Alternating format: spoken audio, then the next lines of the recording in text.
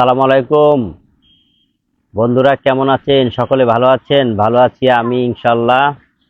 তো Bangladesh wushu federation নিয়ে এবং আমাদের কিশোরগঞ্জ জেলা নিয়ে কিছু কথা বলবো সকলের উদ্দেশ্যে। যেটা হলো যে আমাদের বিগত দিনগুলিতে বাংলাদেশ উশু ফেডারেশন 18 সাল থেকে কিশোরগঞ্জ জেলা আমাকে দায়িত্ব দেয়, তখন তারা শুধু আমাকে ব্যবহার করে, পর্যটন সম্মান আমাকে দেয়নি।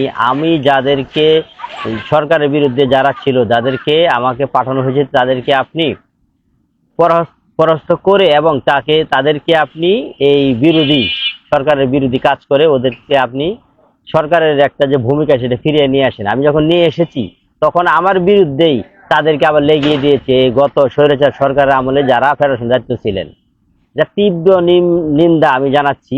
আর এখন ইতিমধ্যে এই স্বৈরাচারের যে দোসর যারা যারা এখন চাচ্ছে যে কিশোরগঞ্জ জেলাকে দাবিয়ে রাখবে, কখনোই পারবে না ইনশাল্লাহ। বাংলাদেশ উশু ফেডারেশনের সাধারণ সম্পাদক মহোদয় আমাদের উস্তাদ গান মাস্টার দিদার হাসান দিলুর নেতৃত্বে এবং কিশোরগঞ্জ জেলার সকল ছাত্রছাত্রীদেরকে আমি নিয়ে তাদের বিরুদ্ধে রুখে দাঁড়াবো ইনশাল্লাহ।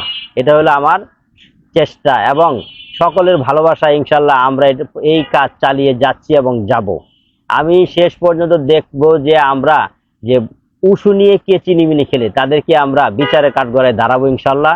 আর এই তরুণ সমাজ, তরুণ ছাত্রছাত্রীরা যাদের বিরুদ্ধে আজকে বিভিন্ন পরীক্ষায় তারা তাদেরকে হারিয়ে দেওয়া হচ্ছে, তারা পারার পরেও তাদেরকে এখান থেকে বঞ্চিত করা হচ্ছে, এইসবদেরকেও এই তরুণরা কখনোই ছাড়বে না। আর যারা আছেন বিচারক, তাদের উদ্দেশ্যে বলছি, আপনারা যাদের দুর্নীতি যারা এখন করছেন তারা সঠিক হয়ে যান, নাইলে কিন্তু আপনাদেরকেও ভবিষ্যতে বিচারের কাঠগড়ায় দাঁড়াইতে হবে।